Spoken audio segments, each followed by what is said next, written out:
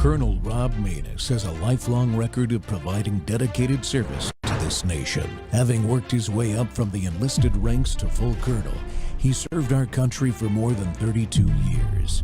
He has served as a bomber squadron commander, bomb disposal technician, Joint Chiefs of Staff Operations Officer, assisted the National Security Team with the campaign plan for the global war on terrorism. He authored the first theater nuclear war plan and served as the Vice Commander of America's largest airborne intelligence wing. Colonel Rob Maness is a true American hero.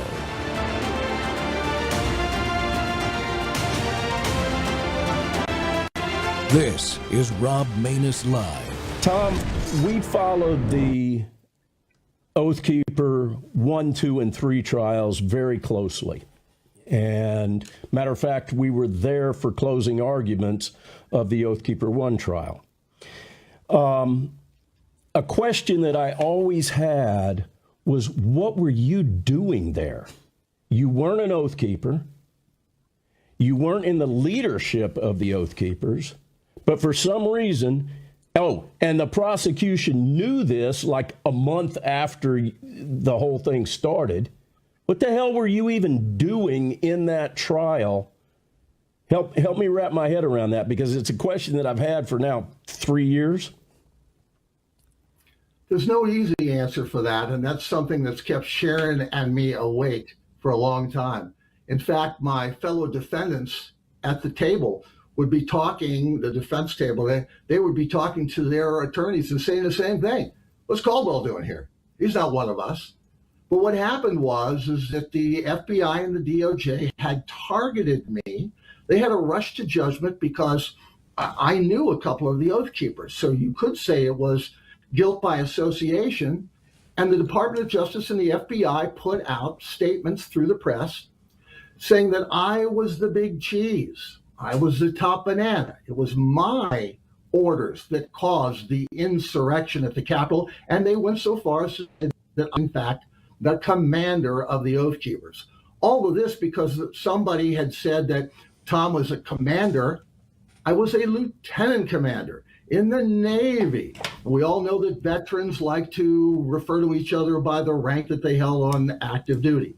Since the DOJ and the FBI know nothing about being on active duty or actual service to our country, nothing about the military. In fact, they hate the military, and that came out during the trial. They jumped to conclusions. But once they had her on a limb, their reputation at stake. You see, Washington, D.C. is not like any other place, and I know because I did 3 tours. That guy was born there. The only thing worse than being just because you're a boob in Washington is to be found as being wrong about something in Washington. You don't get invited to the martini bar and get to rub elbows with the right people. So does it tick. Friends, welcome back to the Rob Maness Show. It's Whistleblower Wednesday, and we're live on Worldview Tube and our X Spaces simulcast. And folks, today we're bringing you that story right there that should shake every American to their core. It's a true January 6th story of corruption, persecution, survival, and ultimate victory. Our guest is that man, retired U.S. Navy Lieutenant Commander Thomas Caldwell, a decorated veteran who honorably served our nation for nearly 20 years, 2 decades, mostly in the intelligence community. He's a former radio personality, a humorist, an artist, and a conservationist who, until that fateful day, lived a very quiet life with his wife, Sharon, on their family farm in Berryville, Virginia, deep in the Shenandoah Valley. But 2 weeks after January 6, 2021, that piece of that idyllic farm was shattered. Armored vehicles and federal agents showed up to arrest an innocent, elderly, disabled veteran, a man the government knew had committed no crime. Tom was charged with conspiracy, falsely accused of leading an insurrection as part of the Oath Keepers as their commander. Prosecutors demanded he spend the rest of his life in prison. For nearly 2 months, he endured solitary confinement. That's at the very beginning. He was denied medicine and medical care. He suffered physical abuse and total isolation while his farm was raided, his credit cards were canceled, his retirement and health coverage were stripped away. 4 long years of lawfare followed that. And yet through it all, Tom's unshakable Christian faith, his wife's steadfast love, and the power of prayer carried him through. He was acquitted outright of 4 felony charges and received a full presidential pardon from President Trump in March of 2025. He tells the whole story in his powerful book, The Mouths of the Wicked, an eyewitness account that serves as both a warning and a testament to the indomitability of faith. Tom, welcome to the Rob Maness Show, sir. Thank you for your service and your sacrifice and your courage. Thank you for saying that. Thank you. It's an honor to be with you, Colonel. It takes courage to fight back like you guys have. And I've had the pleasure and honor of meeting both of you guys personally and talk to you in person. And the book is fantastic. Thank you for sending me a signed copy. Mine is over my shoulder here. I'll send you a signed copy. It just came out almost 2 weeks ago. So I joined the author club. That's terrific. And Sharon said that I should be sure to punk you for an autographed copy. So you've already punked yourself. Thank you. Yeah, absolutely. Yeah, it's on the way. Thank you, sir. Well, thanks for agreeing to come on. We had talked about doing this a while back, and I've been in and out and everything, but I had this opening up today, and I was thinking maybe it was probably going to be August or September based on what you and I were talking about. But now we get to do this now, and it's important to get this back in front of the American people and keep it there. And the reason you're going to see several clips, folks, throughout the show today, as you always see, but you're going to see people with very big audiences interviewing Tom and hear what they had to say about this. So it's not like we're not trying to get it out there. And some of the biggest of the biggest have done that, and we're going to continue to do that. So, Tom, I covered a little bit of the stuff in my opening monologue, but just why were you there? I guess is my big question. Before we get into the whole Oath Keeper thing and all that stuff, why were you and Sharon were both there, right? On January 6th? That's correct. Yeah. And she calls it a husband and wife thing. It was actually her idea, so I could always blame her if I wanted to get into that sort of thing. But it was an historic occasion. It was a sitting president who was making his last address. I voted for the guy. He didn't win. Regardless of shenanigans, we thought we'd like to go. We'd never been to a Trump rally per se. And, Washington, D.C. is the city of my birth. Why not go to Washington and say goodbye to a gentleman that we thought had done a pretty fine job?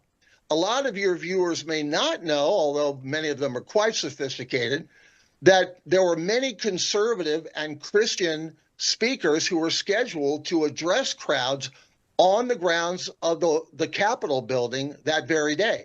So that is why so many people left the ellipse. For the people that are uninitiated, that's the southern part of the White House grounds. After the president was done speaking, that's why they left and went to the Capitol. It wasn't to burn the place down or have an insurrection. It was to hear other people. And the Honorable Mayor Muriel Bowser had issued permits for those speakers to address the crowd. So that was the deal. I am a disabled veteran. I stumped down Constitution Avenue. That's about the longest mile I ever made. Mm-hmm. It was very cold that day, and I was stumping along with my combination cane and flagstaff with my American flag proudly by my side.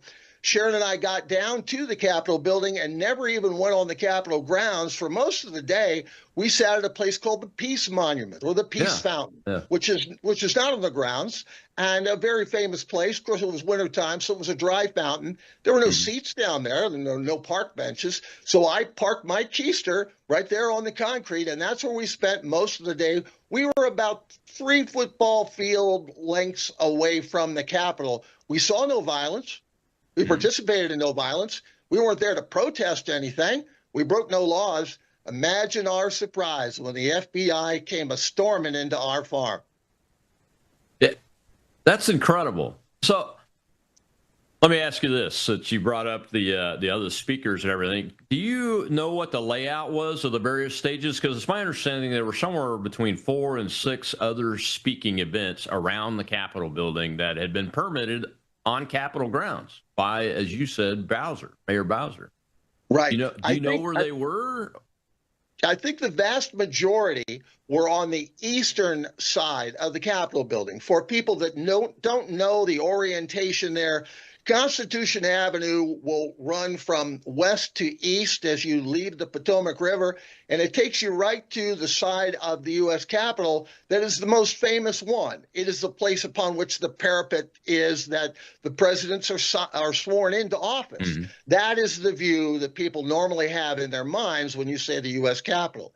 I believe that most of the stages were set up on the other side, that there's more concrete on the other side and more block upon which these things could reside. On the side that Sharon and I were on, it's mostly a grassy field. It's a lawn, actually, where I played as a child when my family would have picnics on the grounds of the U.S. Capitol.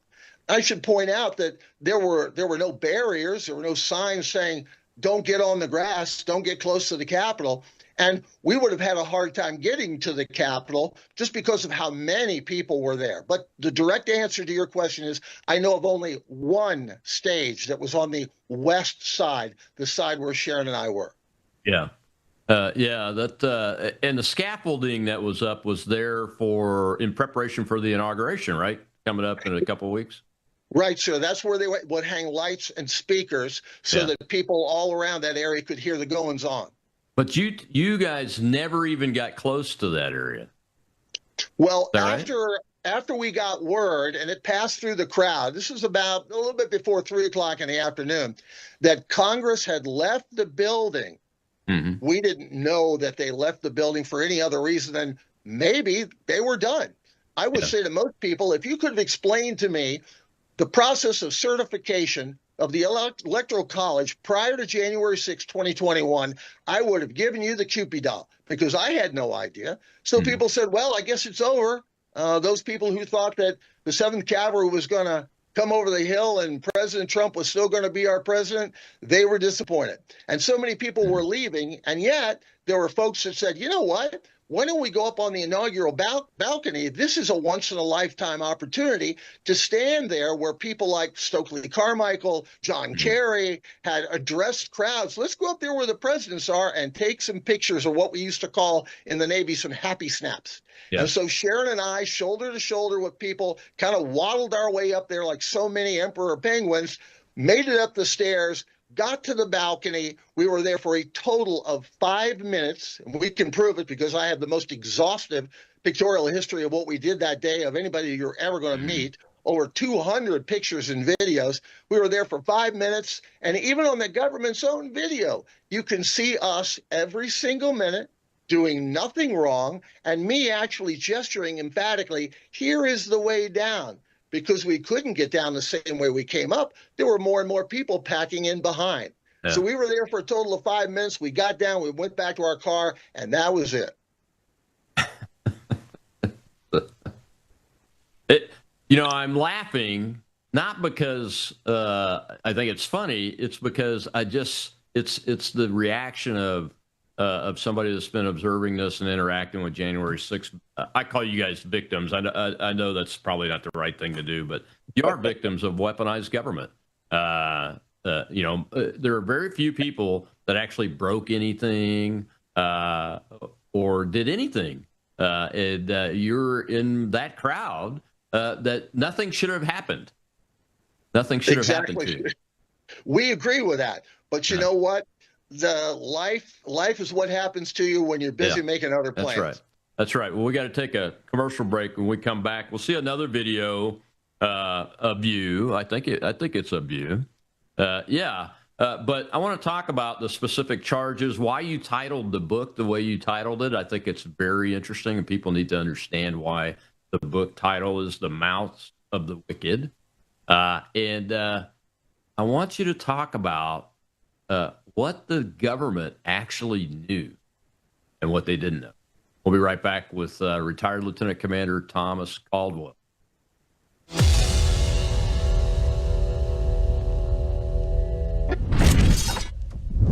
Friends, this is Brandon Howes. For more than a year now, I've been teaching through the book of Revelation, and the response from you has been overwhelming. You've asked me again and again, when are you going to put this study in print? We want to mark it up. We want to share it with our families. Well, it's here. My brand new 2-volume commentary on the book of Revelation, verse by verse, chapter by chapter.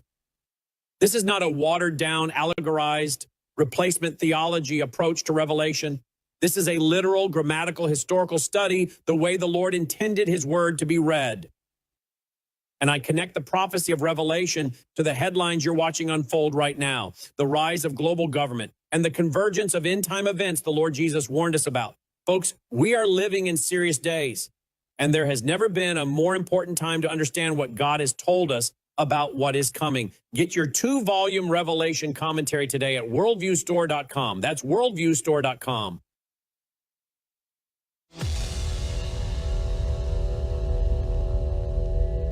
Everything we've been saying from day one about J6 is true. And, you know, there was Antifa present. John Sullivan knew it was going to happen. This was a setup. And there were Antifa and FBI agents actually outside, and with people on the other side breaking windows of the Capitol. It wasn't Trump supporters. It wasn't your average J6er there. And, also the Oath Keepers. I've interacted with Oath Keepers for decades. And, they were salt of the earth. They were retired cops and firefighters. But you were never a member of the Oath Keepers. You never entered the Capitol. You never planned an attack. And the government has admitted this, right? That's absolutely true. And they knew very early on that they had gotten it wrong. And yet they came after me like they came after no one else. They said that I was the top banana, the big cheese, that I was the mastermind of January 6th, even though they did absolutely no investigation on me whatsoever before they sent a SWAT team to our farm in Virginia, nearly killed my darling wife on the front porch of our home, and then dragged me away to solitary confinement. So one of the things that was really chilling was my very first lawyer said, the DOJ knows that you're innocent, but you know what? They don't care. They don't care. It's unbelievable, the weaponization of the United States government against innocent Americans. And in this case, Tom Caldwell is a disabled American veteran. He served his country. He's a decorated veteran. He's worked in the intelligence field for many, many years. So he's done the hard work to protect the United States of America. And this is how he is repaid. Folks, if you're hearing about the weaponization fund and it's going to be killed by Congress, you need to write and call your congressman and get on every single day until they back off of that, because the president of the United States is correct. Folks have to have a way of being reinstated and refreshed so they can get their lives back. And my guest today is the author of the book, The Mouths of the Wicked, Tom Caldwell. And he's with us today to talk about this. Tom, look, man, let's talk about the title of the book. Why The Mouths of the Wicked, before we go too much. Well, the biggest reason, there's actually two, if you'll permit me. It's the book sort of wrote itself as I lived through it, because I started making notes and smuggling things out of prison to Sharon, thinking those would be the last words that anybody in our society would ever hear from me. I was in solitary confinement. I was putting up with a lot of abuse, physical abuse, emotional abuse. They put you in darkness for days at a time. It was an ice cold 6x9 concrete box with a solid steel door. They really made it hard on me, and they wanted to break me down. They wanted me to admit to things that I didn't do, and to bear false witness against other people that I didn't even know. They said, well, we'll stop the pain if you'll just play ball. And I wouldn't do it. And they were talking about, wait a minute, they were talking about you being in solitary confinement when they were asking you to do that? Oh, sure. They would come and they would go through my attorney, or they would send somebody, a representative, to talk through the bulletproof glass. You have a little square door that has a solid cover that they can close up, so you're totally closed in there. Or they open it up and they say, "Look, you just need to play ball. You just need to talk. You just need to sign these papers." It's very much like the Stasi. The East German Stasi. But and these are the American Department of Justice federal prosecutors. That's right. That's right. And so I knew that I needed to get into and stay in Word, Colonel. The most precious times in that terrible tomb that I was in was when they would take a dirty old handset, kind that you would get off of a garage or a gas station payphone in the old days, and they'd stick it through a little slot in the door, and I could hear my darling wife's voice. And we would pray together. They would never miss an opportunity to mock my faith after those calls were over. But I knew that I needed to get into the Word. And so I would ask again and again. Of course, I wasn't allowed to go out and go to the library. I would ask again and again for a Bible. So finally, one night, in the middle of the night, there was a guard who had a weak moment. And when he passed by, I said, "Do you think that you could give me a Bible?" When I got the Bible, I'll tell you what, I snatched that thing through the hole in that steel door as if it was life itself. And I sat down on the floor. We used to call it Indian fashion back in the day. Mm-hmm. Yep. And I opened up the holy book. I just let it fall open to wherever it might. And I was saying at the time, as I'd said many days while I was in there, God, no one knows what Sharon and I are going through, because she was going through a hell of her own, trying to get me an attorney, trying to get me out. And when the Bible opened up, it opened to Psalm 109, and my eyes fell upon the mouths of the wicked and the mouths of the deceitful are open against me. They speak of me with a lying tongue. And I knew then, it was almost like God said, nobody knows. Nobody knows what you're going through. Take heart. Have faith. I told you to be courageous. Hang tough. And that stayed with me. When I went to try to come up with a title for the book, after all of these years, that came back to me for that reason. And also, there was never any evidence that I had done anything wrong. There was nothing but false testimony, perjured testimony, manufactured false exhibits, and the stuff viewed from the fantasy and the mouths of the wicked prosecutors. Yeah, Tom. We're getting some rubber banding, so if I lose you, we'll bring you back in. But this is incredible, because when I hear you speak about the experience firsthand about being threatened or being given the opportunity to stop the pain, you're a disabled veteran. Can you talk about, if you're able to, talk about the physical condition that you were in at the time when this happened? Well, it looks like we lost him, folks. Hopefully we'll get him back, because this man's a disabled veteran. Now and at the time, he's a disabled veteran. Tom, I think we got you back. Yes, sir. Yeah. So what was your physical condition as a disabled veteran, if you can talk about that, at this time when they had you in the box? Sure. Well, I was 66 years old when this all began. I've got my left arm reattached by virtue of a brass pin to my upper torso. It was blown loose. And so they totally reconstructed that. I also had my spine cracked in multiple vertebrae, and multiple discs had been destroyed. And so my lower back had been put back together by some very good surgeons in sort of a Jenga blocks kind of a thing. Yeah. I say, as a disabled veteran, I'm dependent upon prescription meds, notions, potions, and lotions to be able to have some kind of a life and be able to be participatory in that thing called life.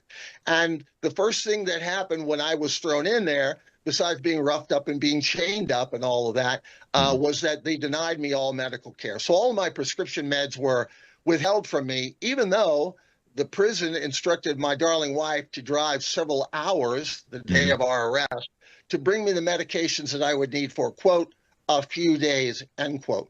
Some of those are controlled substances. I have no idea where they went. They might have been, sold or consumed by some of the guards at the prison. I don't know, but I never saw any of those.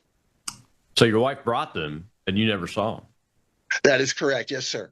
Yeah, that's incredible. So were you getting disability benefits in retirement from the VA? Oh, absolutely. Yes, sir. And of course, one of the first things they wanted to do was stop those benefits. So they did. It was just part of their trying to squeeze us and trying to eliminate any funding that we would have to keep going, to keep the lights on, to keep doing any kind of farming, and to pay for an aggressive legal defense, which is what we needed. Yeah, and you mentioned in the FBI raid, I want to talk a little bit more about that, that they nearly killed Sharon. Describe That's what correct. happened there.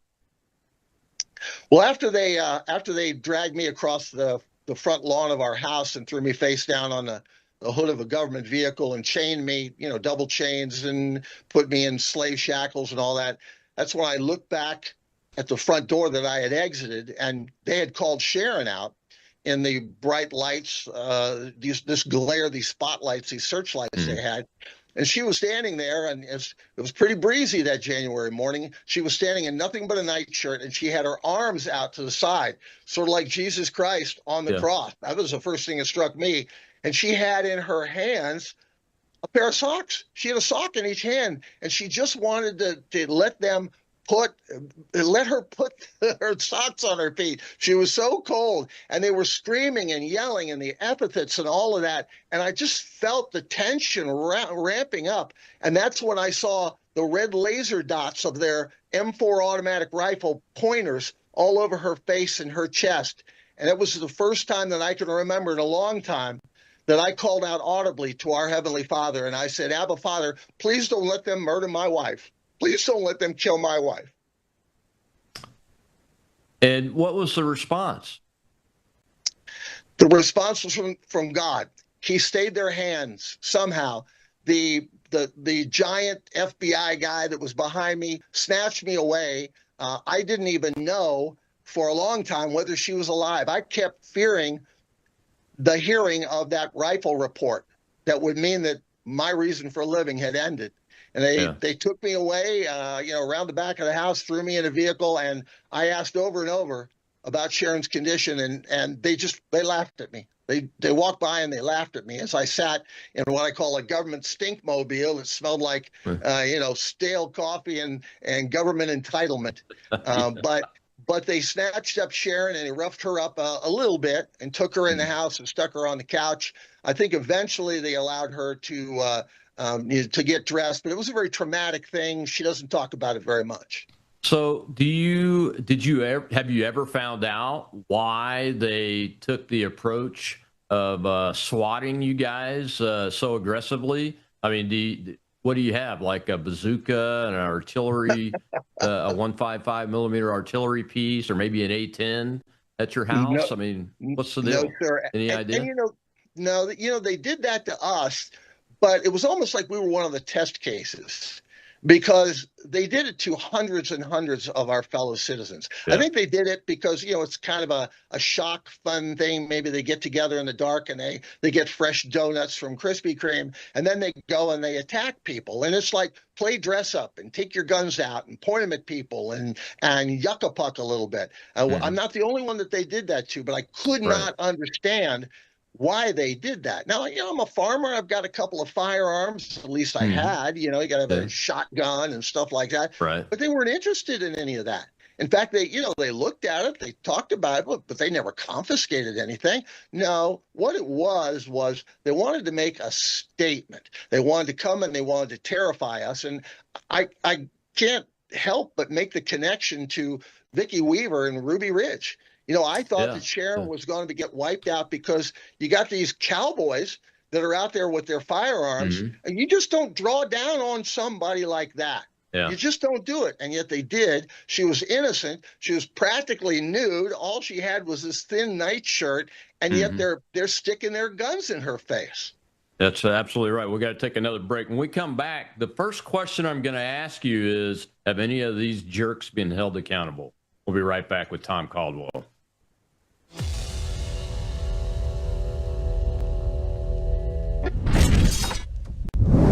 At a certain age, you stop chasing younger. You start protecting what helps you feel steady, strong, and well. Your body's collagen matters. It supports the structure of your skin, joints, and connective tissue. But as the years go by, your body needs more support from the inside. That's where Bella Grace Elixir comes in. Bella Grace Elixir combines Verisol collagen, the world's most clinically proven collagen, with asteryl astaxanthin and cat's claw in a proprietary blend designed to help support the processes that reconstruct collagen, while also offering antioxidant and anti-inflammatory effects. And this isn't just for women. It's for men and women who want to age with more confidence, more care, and a daily wellness routine that supports the body from within. One simple elixir, thoughtfully formulated for whole body wellness. Take care of the body that has carried you this far. Order Bella Grace Elixir today at melissahousebg.com. For one, in a conspiracy, they said I conspired and I actually put together a military-style attack on the Capitol, that I stormed into the Capitol and did all these terrible things. They even claimed I threatened our lawfully elected representatives in Congress. Total claptrap. But they sent that information all around the world, across all the media platforms. Interestingly enough, while I was languishing in the prison in solitary confinement, not knowing when I was going to get out, Sharon found us our current lawyer, Mr. David Fisher. And David Fisher immediately started doing lawyer stuff, like looking for the truth and doing some research. And when he did that, he went to the government and he said, how's about showing me some evidence? And when they couldn't produce it, they immediately changed their position. Now they say the exact opposite of what they said. Originally, they claimed I was the commander of the Oath Keepers, that I did this terrible thing to go inside, and I created a plan to attack Congress. Now they admit, no, Tom, you really didn't do that. You weren't the commander of the Oath Keepers, not a leader, not even a member. Now, they seem to be very nice people, but I'm not part of that organization.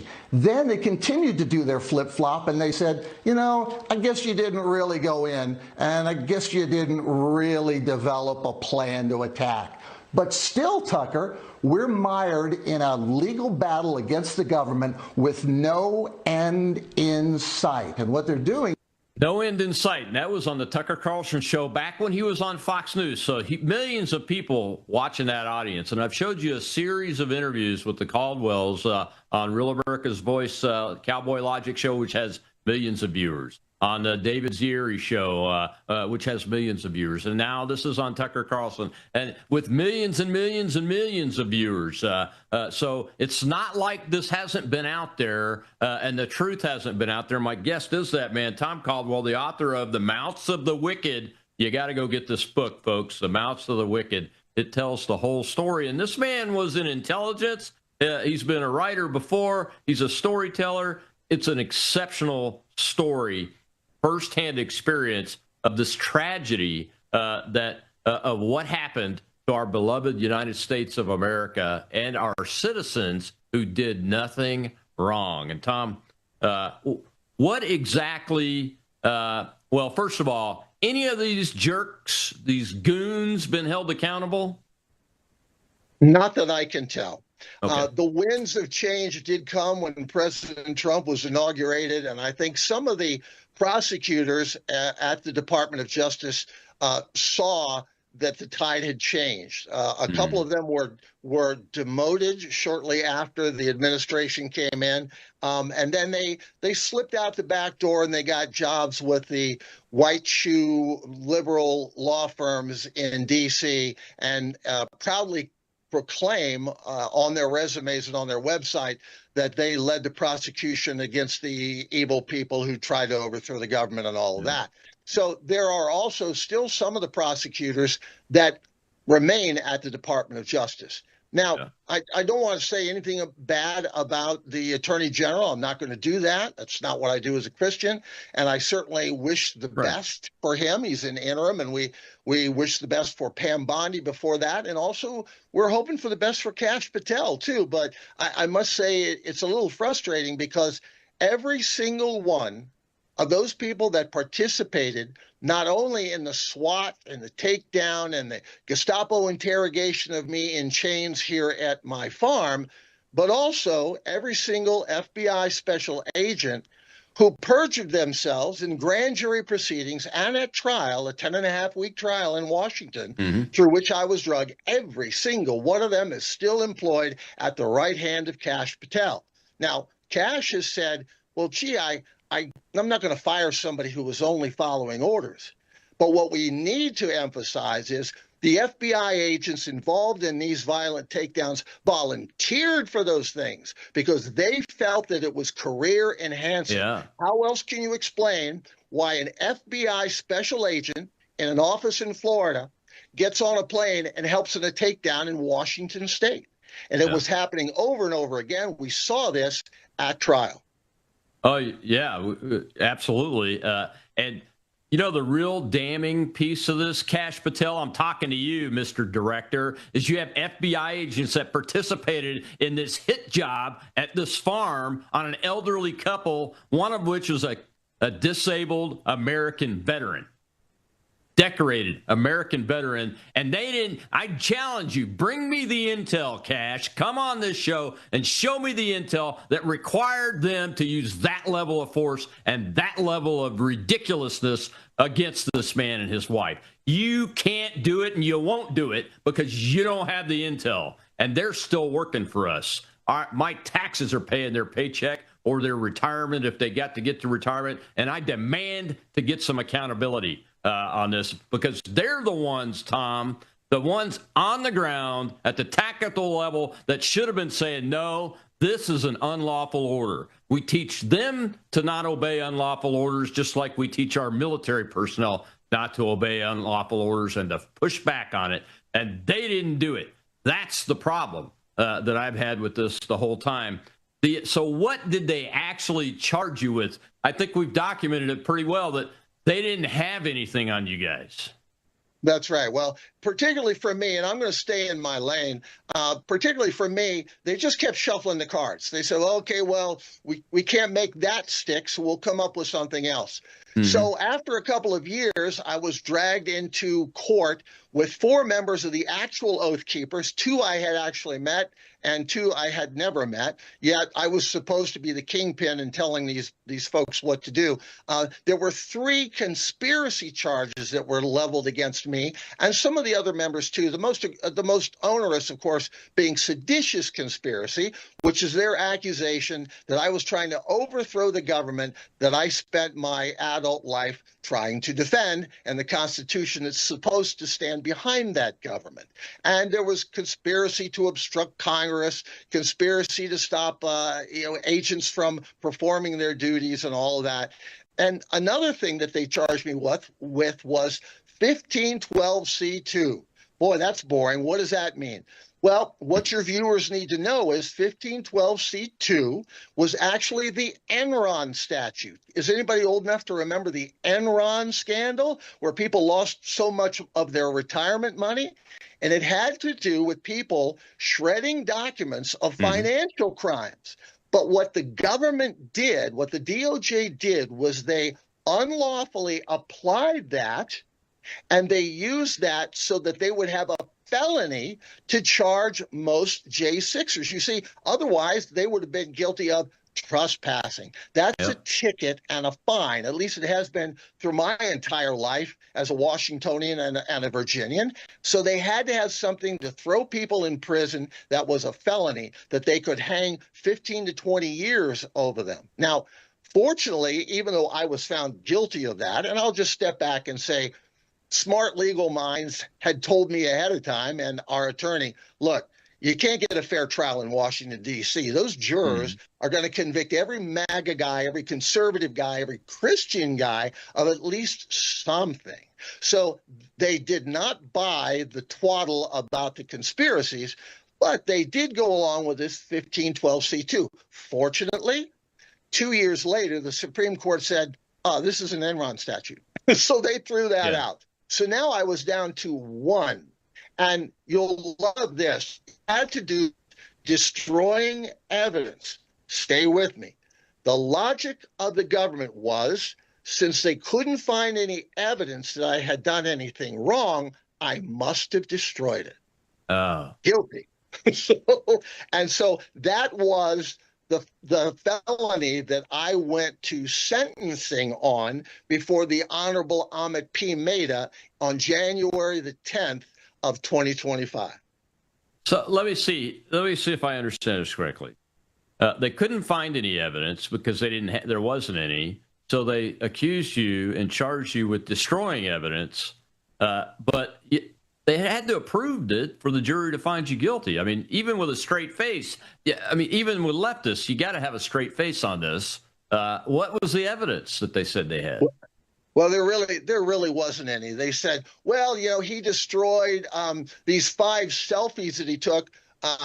These were exculpatory selfies that I sent to 35 different friends and family members. They said, oh, well, he deleted this from this one text message that was to someone who wasn't even found guilty of anything on January 6th. So there must be a lot of stuff that he destroyed, because you can see he destroys stuff. That is the kind of anosognosia that's taken over these people. The fact that they cannot conceive that something they believe deeply could possibly be wrong. Yeah. But they still tried you along with Stuart Rhodes and the Oath Keepers, right? They certainly did, yes. And many of the charges that they levied against me were also levied against those folks. I was there with them for a 10.5-week trial. I had the benefit of, you look at it in hindsight, it's a benefit now. When I wrote this book, I still had and still have all of the evidence, the phony evidence, the exculpatory evidence that the judge wouldn't let the jury hear, all of the transcripts, not only for me, but for my co-defendants. I could have talked about those in the book too, but I think it's important for them to have their voice. So again, I use the term staying in my lane.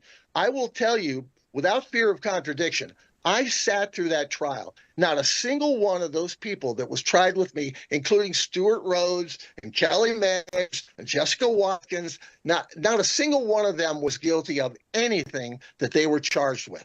I saw all the evidence. Yeah, I think it was April or May of that year, I went to a conference. It was one of the first conference post-COVID in Dallas, and Rhodes was there. I got the chance to sit down with Mr. Rhodes for an hour, just him and me. And I'm like, dude, because at this point, I don't think he was charged yet. And I was like, Stuart, tell me what's going on. Because the Oath Keepers had protected me in my political campaign several times without me even asking for it. They had sent protective details when they saw certain threats when I was running for office in Louisiana. And I'd seen nothing but good things come out of these people. I mean, they're all firemen, law enforcement, veterans, and those kind of things. And Stuart told me, he seemed like he told me the whole story about where he was at, what he was doing. And he even told me that when the FBI stopped him on the street and took his phone later, he said, they're not going to find anything in there because I didn't do anything, and I'm sure he was shocked when they eventually rolled him up and charged him with seditious conspiracy of all things, in addition to the other crazies. Right, Colonel. I'm so glad that you're talking about this, because what the Oath Keepers were doing in Washington, D.C. that day was they were augmenting the Secret Service. People don't remember that the Secret Service was coming up with some real bad shortfalls in their ranks. And the special passes that were issued by the Secret Service to members of the Oath Keepers so that they could help escort some of those speakers, some of the ones that I talked about before that were going to go down to Capitol Hill and all that. Those passes were offered up in evidence. Look, this is what we were doing. You'll also remember that just before we all went to trial on this thing, that the Secret Service made the decision to wipe their phones and get a whole new phone system and wipe their Oracle database of all the records of everything that had happened for the last 2 years. Now, that's destruction of evidence. That sure is destruction of evidence, and exculpatory evidence at that, which is a Brady violation. And I'm not a lawyer, and I know that. Well, Tom, we got to take our last break. When we come back, I found a video clip of you talking about what you think was really going on from your professional background. We'll come back in with that because it's a fascinating story, and it kind of puts some snippets of information together for me when I watched it. I want to give Tom a chance to talk about that, whether it's in the book or not. We'll be right back with Tom Caldwell.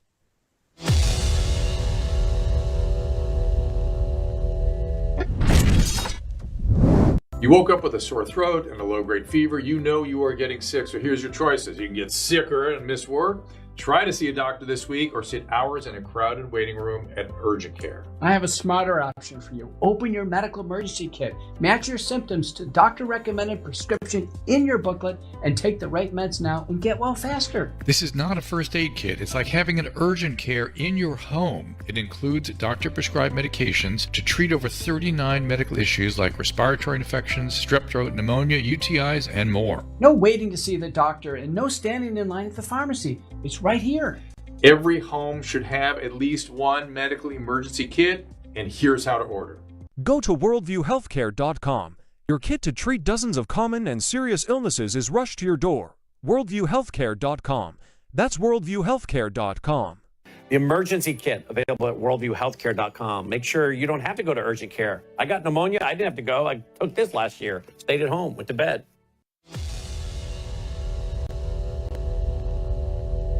I think what it really is a consequence of the thing called the Strategic Implementation Plan for Countering Domestic Terrorism. You'll remember that Tulsi Gabbard has made that thing public. She did that shortly after President Trump was inaugurated. That thing was being built in November and December of 2020 while President Trump was still in office, by the same people that made that transition in the intelligence community and in various departments and administrations in the United States government.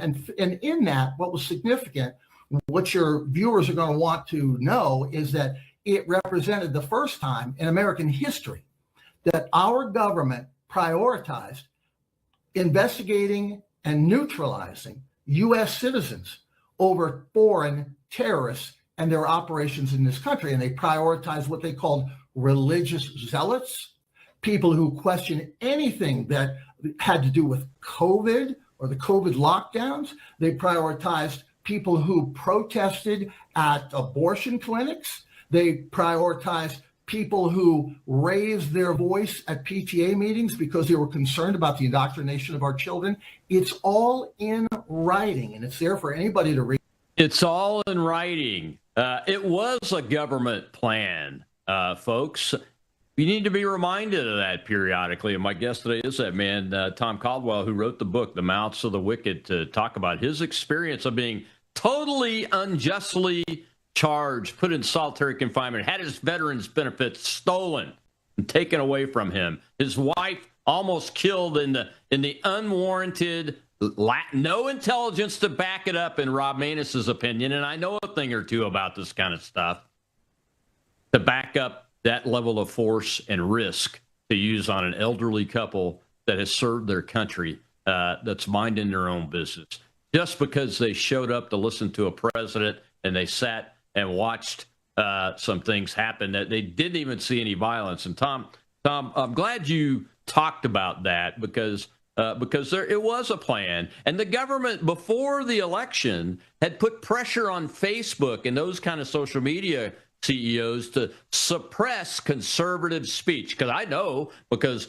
my website was making about $9,000 in revenue, raw revenue, at the end of September, and I got a note from Facebook saying on the October 1st, 2020, we're going to suppress your website on our platform. That's where most of my revenue was coming from, and it's never been back ever since then. So there was all of this government activity leading up to this that really set the stage to trick people inside the government that something was happening that wasn't happening, wasn't it?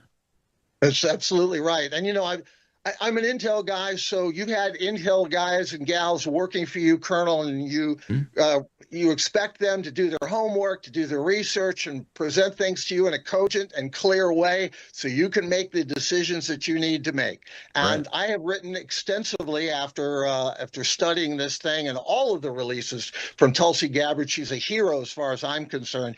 And the stuff that's there, I talked about it in that clip that you just showed, so I shan't repeat it. It is so maddening, and it's right there in writing. And it gets down into the weeds. They even plan to set up local networks in neighborhoods so that Democrat Party operatives could report on their neighbors if they did something that looked like it might be a terrorist thing. People are speaking out at PTA meetings. I've got all the documentation right here. I keep it close just in case we need to refer to chapter and verse. So it's very maddening. Did you cover that in the book? I don't think you did you, from what I remember? I did just a little bit. I did mention that, but I've tried to have things printed like on an American Thinker. I've been on Your News and things like that. So I would invite people to go there. I probably ought to send you a copy of some of these things because it saves people a lot of time. You should write another book about that, Tom.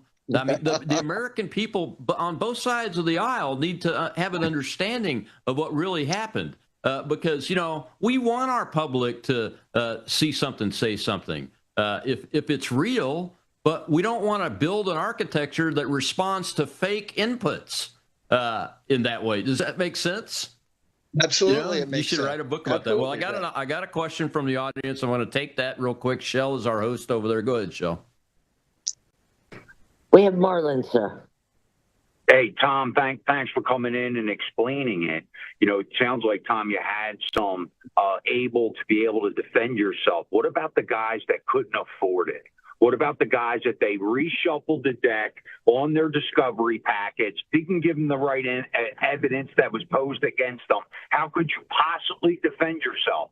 These guys had to take the plea deal at that point. I think if they understood how much it cost you to defend yourself, and then, hey, we weren't given the speedy trial, the exculpatory evidence against you, they reshuffled the cards every time. Just watching the evolution of the J6 on X.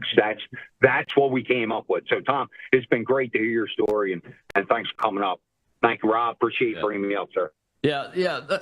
Marlon brought up a good point that is something I think you could answer is on the discovery process, what did your attorney face? I mean, he's in the face of fake evidence. So what happened in discovery from your perspective? Well, and they kept creating more and more fake evidence. I touch in the book on several specific exhibits. And, as an intel guy, if I'm going to talk about specifics, I'm going to make sure that you can fact check me all you want. People might be interested to know, this is a firsthand account. I tell like a friend talking to a friend, but I've got about 24 pages of endnotes. So you can go back and see exactly what we're talking about. But I only picked some of the most egregious and fake tests. Just talking about but it can't coming. It would invent more when we get the evidence that they had brought out. They would have a great day and say, we really ripped them. We really showed that they're lying through their teeth. They just invent something new. Hey, we got a new witness. Your viewers are going to love this. I don't talk about the trial without talking about a guy named Abdullah Rashid. Now, dig this. He's not a Middle Eastern man. This is just a moniker that he assumed. We found out that he had about 45 aliases or so. And he was the key civilian witness against me and the 4 oath keepers in my trial. Had never met any of us, but he gave the key testimony. This is a guy who had been convicted of aggravated sexual assault of a child, and he traded his perjured testimony for a new identity paid for by our tax money. Don't ask me where he is now. He might be in your hometown. But that's the kind of thing they did. And, they did this sort of thing to all the J6ers. Now that I'm free and I'm able to actually be on chat boards and do a little bit of traveling and meet some of these folks, it's amazing to find out that, yes, of course, not everybody had 2 lifetimes full of savings like Sharon's and Sharon's and mine. Yeah, we lost everything except this little humble farm that we're on. But some of these folks had to take government-appointed attorneys who clearly hated them. I was amazed to find out that other people didn't have access to the supposed evidence. And Many couldn't even tell me the name of their lawyer. That's how infrequently they interface with them. And it takes a real knack, and the DOJ has it, bringing down the whole government on you to get people to swear to something that they didn't do and take a 5 or 6 or 7 year prison sentence, as opposed to a 20-year prison sentence, because they want to see their children grow up. Yeah. That's the kind of manic stuff that's going on in the Department of Justice. And I tell you what, faced with that, I don't ever put anybody down for taking a plea deal. Oh yeah, I don't put anybody down for taking a plea deal. I mean, even General Flynn. I mean, with as much resources as he had, when faced with the reality, he took a plea deal. You know, I don't blame him at all, because look, the federal government's got a 90+ conviction rate. You know, I think it's over 95% conviction rate. There's a reason for that. It's because they get a lot of guilty pleas, a lot of them, because they're able to bring all this information to bear. So let me ask you this one last question before we get to the end. You mentioned you still have the farm. Have you been able to raise any funds to try to get some of this back, some of your wealth back? Do you have a give, send, go, that kind of thing, where you guys raise funds to pay legal fees and restore your savings and those kind of things? Well, we were not permitted to have a give, send, go. They singled me out and wouldn't let that happen. Sharon tried to create one of those while I was still in stir. But because people had heard about our story, we've been so blessed, people sending us cards and letters and their favorite scriptural passages and, you know, checks when they could, to just kind of help us keep the lights on. It took everything that we had in savings, I will tell you, up to $1 million. And still we were in debt. You know, I mean, freedom's not free, especially when you're fighting the Department of Justice. So it's not exactly the kind of freedom not free that you and I are used to, Colonel. But right now, we're not asking for folks to contribute anything to us. We're so blessed. Sharon and I are never going to be restored. I mean, how are they going to give us our years back? How are they going to keep her from waking up in the middle of the night having that same nightmare that she has over and over again? Most of the time, she can't even sleep in our bedroom anymore, because that's where she was when they came. So we're not going to get that back. We're not going to truly be restored, although there's talk about this fund that Congress is fighting, and some people are putting in notice of claims to the government. We've done that, saying, wouldn't you like to do the right thing? We don't expect that to happen. But as far as restoration, I will tell you this. Sharon and I, our love is stronger than it's ever been. Our faith in our Lord and Savior, Jesus Christ, is stronger than it's ever been. We feel like we have more friends and more family across this country by virtue of people reaching out to us than we ever could have imagined. So we are so much better off than so many other people who we get to meet when we travel. I've been able to speak at the Citadel. I've been able to speak sponsored by the Faith Coalition down in Sebring, Florida. And we get in my creaky old 20-year-old Toyota Highlander, and we make it down the road, gasping and puttering all the way. And we speak to wonderful people, and it's worth it. And people come up and just hold our hands and say, you know, we've been pulling for you. We've been praying for you. We had no idea. People in Boerne, Texas and Detroit, Michigan had prayer groups for us. And so what we want to do is continue to give back. I'm hoping that the book properly gives credit to our Lord and Savior, because he pulled us through. Yes, this is a horrible story, but there are so many miracles, and there's so much good stuff that happened to us along the way. And Sharon and I, when I was down, she would pull me up, and vice versa. And she is the unsung hero in all of this, Colonel, if you'll permit me. But I always say, if you want to be happy for the rest of your life, make a Christian woman your wife, because it worked for me, and she was with me in lockstep. Some J6ers were abandoned by their families. You're absolutely right, my friend. And I met you guys a couple of times now in person, and it's exactly as you describe it. Thank God. And thank God we have Christians in this country that can see through the lies and see through see through what's coming out of the mouths of the wicked. That's the book. Tell people where they can buy the book at before I let you go, sir. Thank you so much. Thank you. It's available in paperback and ebook. The best place to go is puffinpublishers.com, Puffin, like the seabird. Puffinpublishers.com, the publishing company that got behind us when the big guys wouldn't do that. You can also find it at bookbaby.com, and now it's going to be available on amazon.com soon. Outstanding. Well, thanks a lot. Tom Caldwell, author of The Mouths of the Wicked. Get out there and buy this book and support these guys, and keep everybody in your prayers. Our country needs it, especially these folks. Tomorrow's Truth Thursday. We'll see you then.